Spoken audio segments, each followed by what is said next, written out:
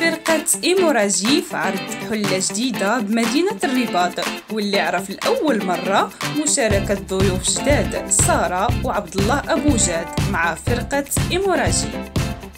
الأخبار تيفي غادي تنقل لكم كواليس إعداد قبل العرض سبيكتاكل جديد إيموراجي أوتيل.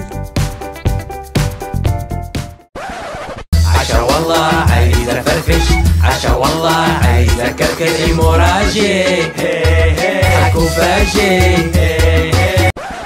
الور لو سبيكتاكل ديال اليوم هو ايموراجي لوتيل. من بعد ما دوزنا ايموراجي كباري دابا درنا كونسيبت واحد اخر اللي هو ايموراجي ديال لوتيل، كونسيبت جديد بسكيتشات جداد بدي بيرسوناج جداد بافكار جديده. يعني الهدف ديالنا ديما هو ننوعوا باش الناس ملي يجيو ما يملوش معنا في ايموراجي. السلام عليكم. سبيكتاكل الدور ديالي فيه ديال ايموراجي غنكون لاعب دور ديال ريسيبسيون.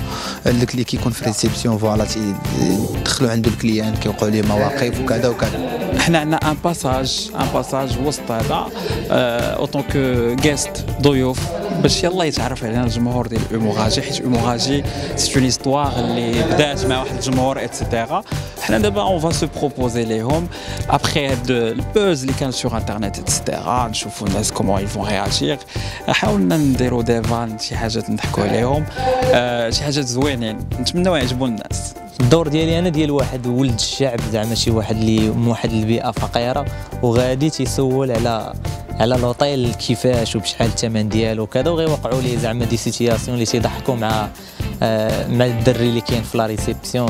شيف كويزيني ديال لوطيل تنطيب البيضان لا تطيب القلب ديما. الوغ انا اليوم الدور ديالي فام دو ميناج. غادي نكون تنجفف تنغني تنجفف تنغني تندوي مع طاليس مع بوشعيب الحفيري. هذا هو مون رول. عندي دخله وحده تنبقى فيها على ابخي ما يدوزو دو سكتش ديال طاليس وبوشعيب الحفيري.